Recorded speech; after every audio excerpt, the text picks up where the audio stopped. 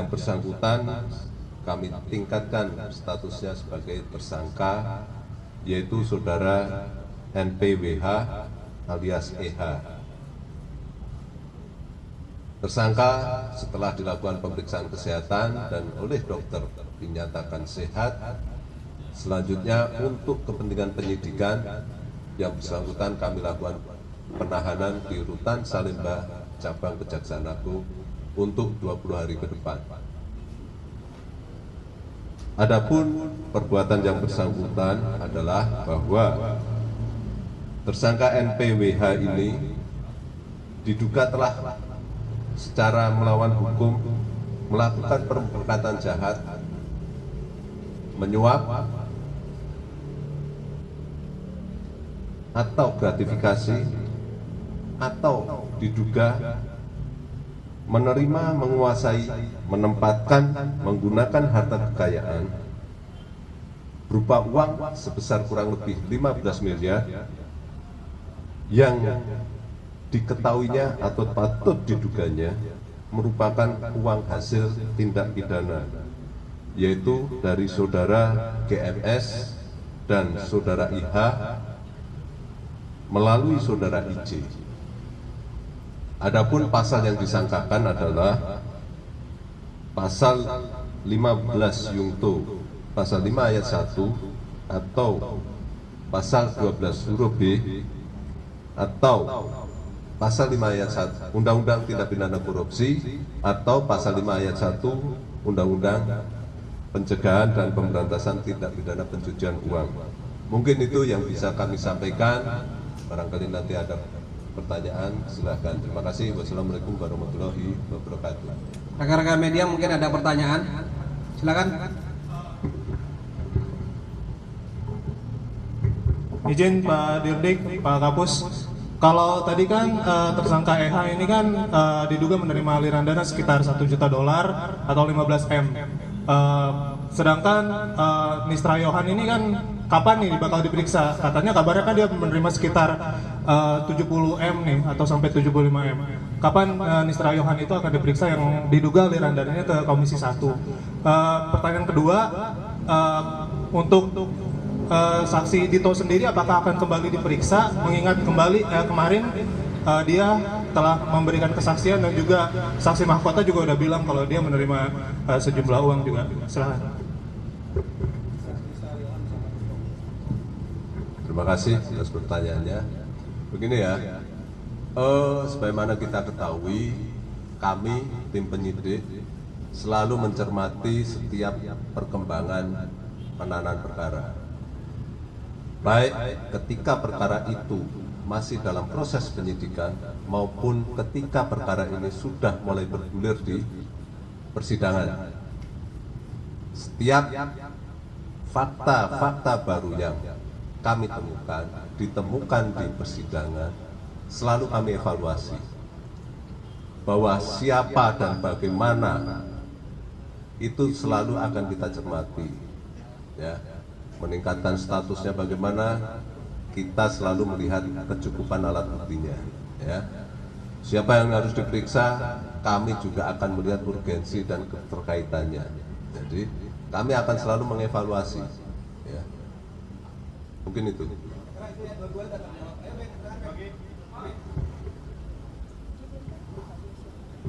Pak, tadi kan itu terkait tersangka EH ini kan dikaitkan dengan sangkaan suap dan penerimaan sekitar 15 miliar. Dari hasil penyidikan sampai malam ini, apakah uang yang diterima oleh EH ini sudah diserahkan ke pihak yang punya kepentingan untuk juga menerima uang ini? Itu satu. Karena kan kaitannya ini kan sama nama-nama yang diduga melakukan upaya tutup kasus itu kan. Ada 11 nama, salah satunya EH. Dan ada 2 lagi dari 11 nama yang juga udah tersangka, Wilbertus Wisang dan Windu Aji Sutanto, yang kasusnya berbeda, tapi namanya juga ada. Tersisa 8 nama, termasuk juga yang di pertanyaan tadi itu ada nama Nistra, ada Dito, dan lain sebagainya. Apakah artinya klaster tutup kasus ini bagi penyidikan ini menjadi penyidikan baru, klaster tutup kasusnya? Itu aja Pak. Terima kasih. Tadi Sudah saya sampaikan ya, bahwa yang bersangkutan disangka melakukan permufakatan jahat penyuapan. Apa itu permufakatan jahat? Permufakatan jahat itu adalah kesepakatan untuk melakukan kejahatan. Di dalam undang-undang korupsi, permufakatan tersebut dinyatakan sebagai delik selesai. Jadi tidak harus uang tersebut sampai ke pihak yang ingin dia suap. Ya, jadi clear ya. Dalam hal ini berhentinya uang ada di mana, mestinya dengan melihat pasal yang kami pasang, kita sudah bisa tahu, ya, apakah uang itu sampai atau tidak. Ya, bahwa nanti perkembangannya seperti apa, ternyata sampai, ya pasti akan kami telusuri. Tapi kalau tidak, ya kita tidak akan bisa merekayasa kasus. Ya, terkait dengan 8 orang yang tersebut dan sebagainya, kembali kami sampaikan bahwa proses sedang berjalan. Ya, kami tidak menargetkan orang, kami mencari alat bukti. Sepanjang alat buktinya cukup, pasti kami lakukan tindakan penegakan hukum. Tapi kalau alat buktinya tidak cukup, ya kami tidak bisa mengada-ada. Mungkin demikian.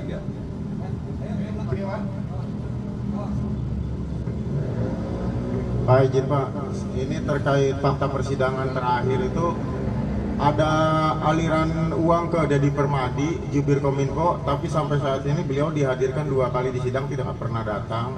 Fakta persidangannya berdasarkan keterangan Happy Indah Palupi, sepupunya Pak Joni Plate. Apakah sudah ada pengembalian dari Deddy Permadi sehingga dia dibiarkan begitu saja tidak bersaksi di persidangan, atau akan dipanggil paksa untuk saksi? Karena sekarang agendanya sudah saksi ahli untuk meringankan terdakwa. Terima kasih. Perkara ini kan masih rentetannya masih panjang ya. Mari kita tunggu lah ya. Kami tidak akan melepaskan begitu saja ketika fakta itu memang ada ya. Tapi sepanjang alat buktinya ada, tapi kalau tidak ada atau kurang, ya tentu saja kami belum bisa mensikapi. Demikian ya.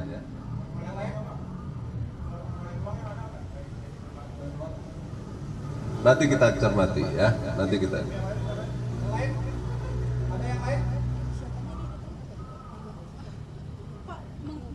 Mentotalkan saja Pak jumlah tersangka. Mentotalkan saja jumlah tersangkanya BTS itu berapa? Apakah Edward itu sama dengan tersangka yang sebelumnya korupsi? Kurang jelas. Total tersangkanya aja jadi Oh, untuk kasus pokok kan ada 12. Ya, ini kan sudah mulai pengembangan kasus-kasus yang terkait saja ini. Sebenarnya ini sudah di luar kasus induknya, ya. Ini ekses dari perbuatan-perbuatan itu. berarti Edward masuk dalam yang Sebentar gini. Dari 12 tersangka ya, 6 perkara sudah disidangkan, 2 perkara sudah tahap 2, ya kan. Sedangkan tambah lagi 1 ini 4 perkara masih dalam proses penyidikan. Cukup ya?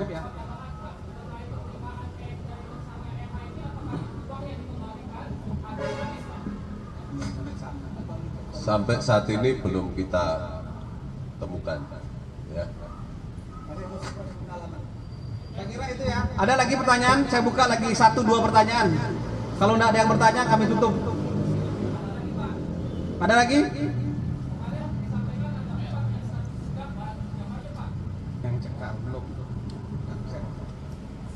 Saya rasa hal itu tidak bisa kami sampaikan karena itu masih untuk kepentingan penyidikan ya. Ya sudah, lagi 1 ya. Halo Pak, selamat malam Pak. Sedikit aja nggak banyak. Pertama tadi kan disampaikan ada penggeledahan terkait dengan penetapan TSK EH alias NPWH ini. Nah, itu kalau boleh tahu di mana saja lokasinya? Dan kemudian yang kedua pertanyaannya terkait pengajuan cekal itu, apakah di antaranya juga ada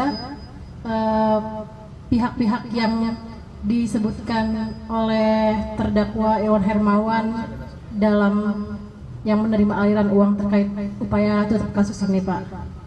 Terima kasih. Untuk cekal saya rasa tidak bisa kami jawab ya.